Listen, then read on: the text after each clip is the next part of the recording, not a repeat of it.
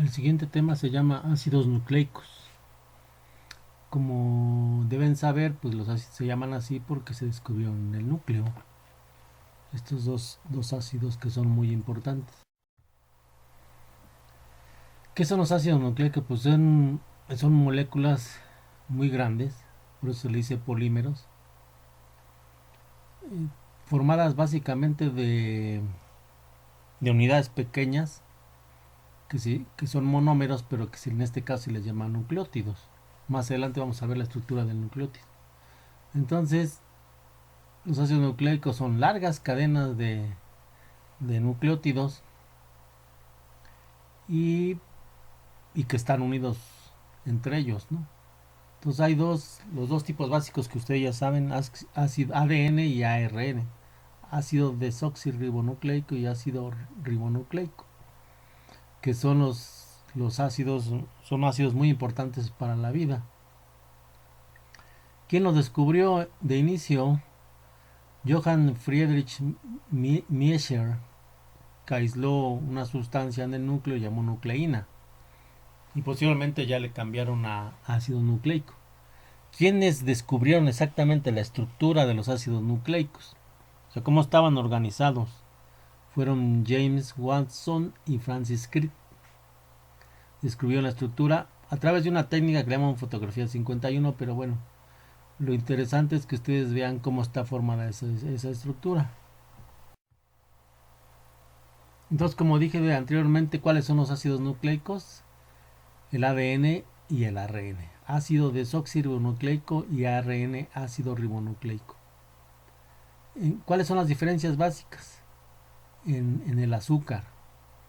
El azúcar que forma a cada ácido es diferente. Por ejemplo, el azúcar es una pentosa, significa que está formado de 5 carbonos.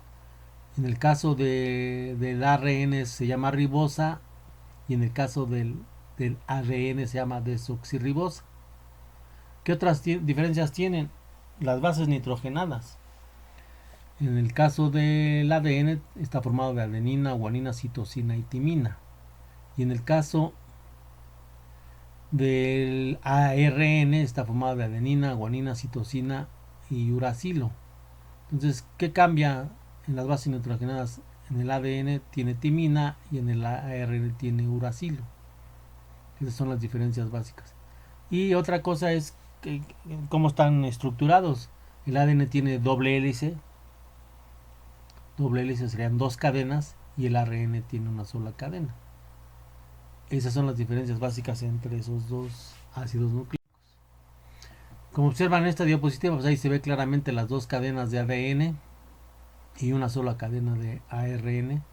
Y otra vez, citosina, guanina y adenina son iguales, pero el uracilo es para ARN y timina para ADN.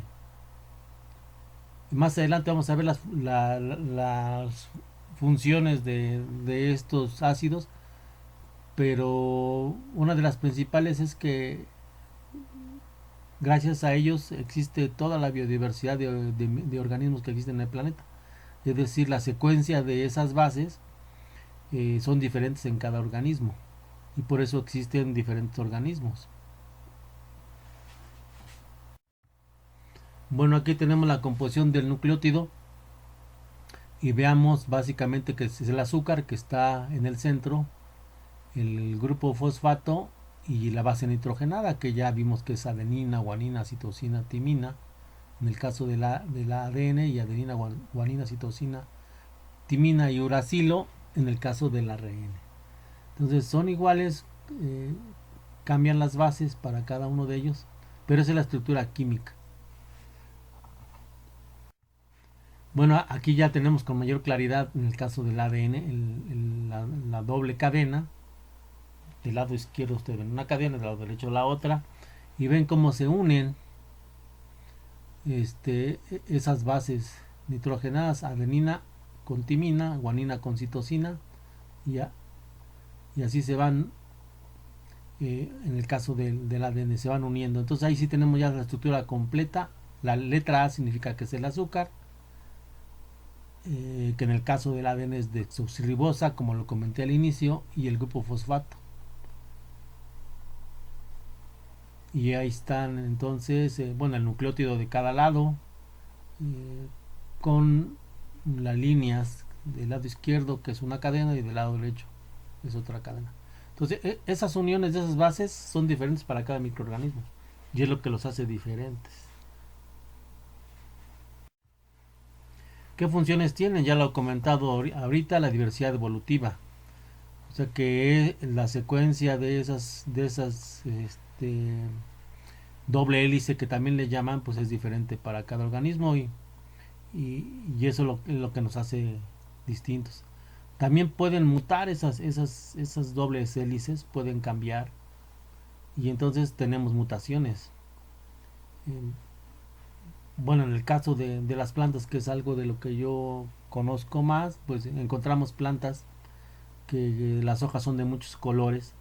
Esa es una mutación debido al cambio del ADN. Otra cosa importante es la síntesis de proteínas. Eso básicamente lo hace el ARN con la ayuda del ADN. ¿Quién le dice qué tipo de proteínas se van a formar? El ADN.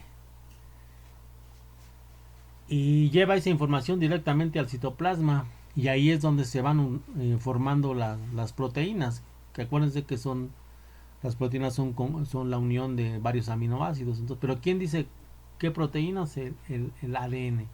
¿Y quién ayuda a formar esas proteínas? El ARN. Entonces, por eso son importantes esos dos compuestos. Otra cosa importante es que se pueden autorreplicar, volverse a formar más ADN a partir de otro, y lo mismo en el ARN. Y se lo comenté en alguna clase, ¿se acuerdan de los cloroplastos y las mitocondrias? Ellos tienen ADN y tienen ARN. Entonces, ¿qué significa? Que los cloroplastos y las mitocondrias se pueden autorreplicar.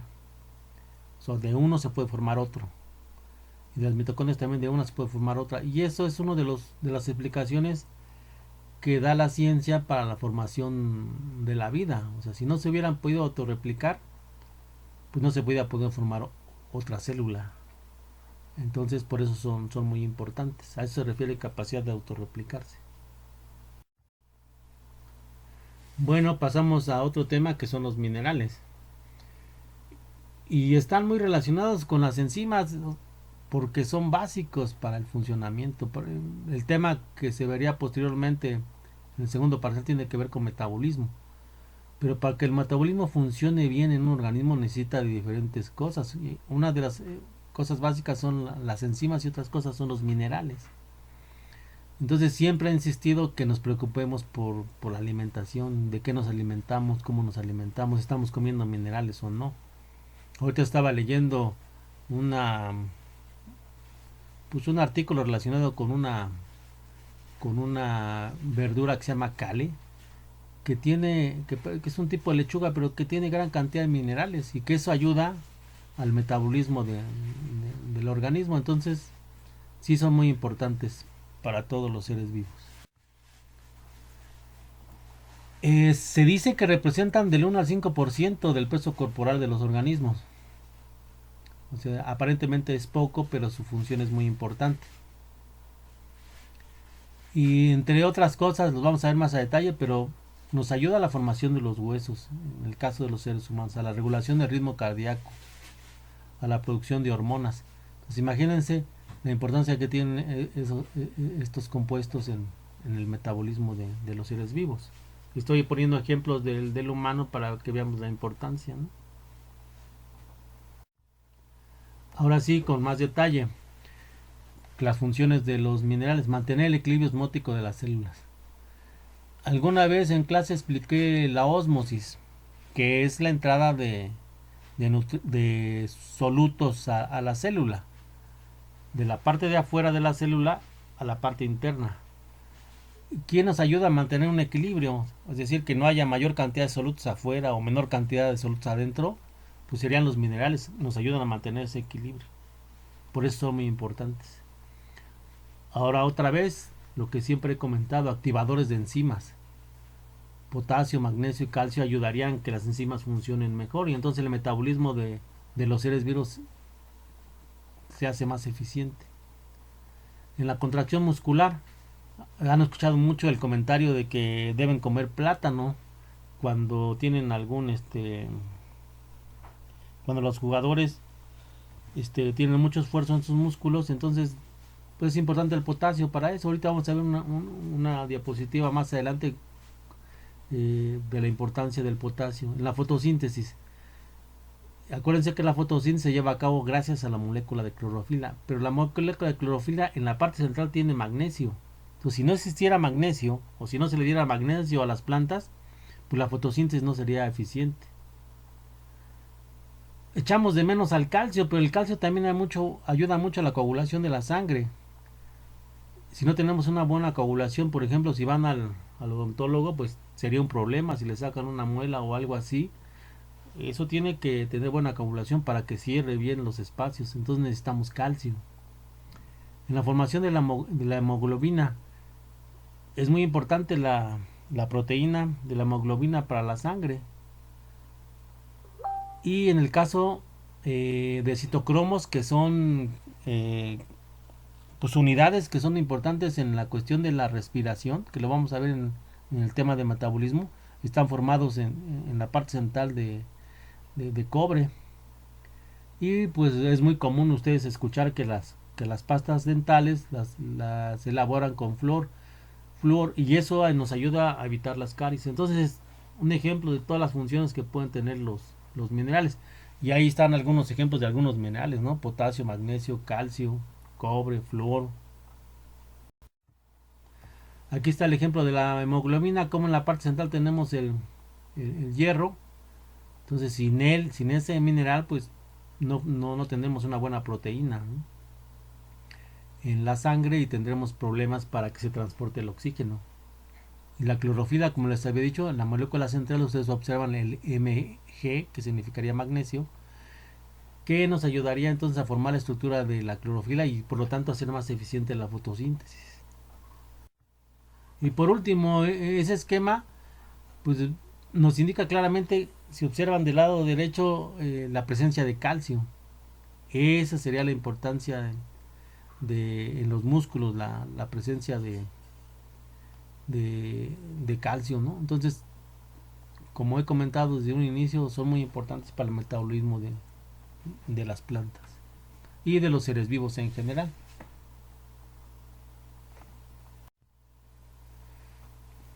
Aquí tenemos otra vez, ahora sí, la cuestión del calcio. Ahí está una vena y se ve como el calcio está ahí dentro de la vena y ayuda a la coagulación, algo que había yo comentado desde el inicio, ¿no?